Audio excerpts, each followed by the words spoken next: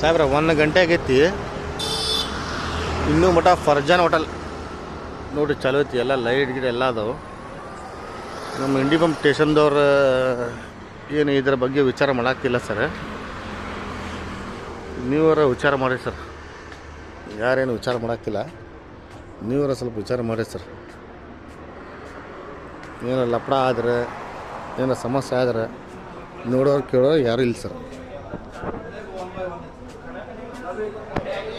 ನೋಡಿ ಸರ್, 1 ಗಂಟೆ ಆದರು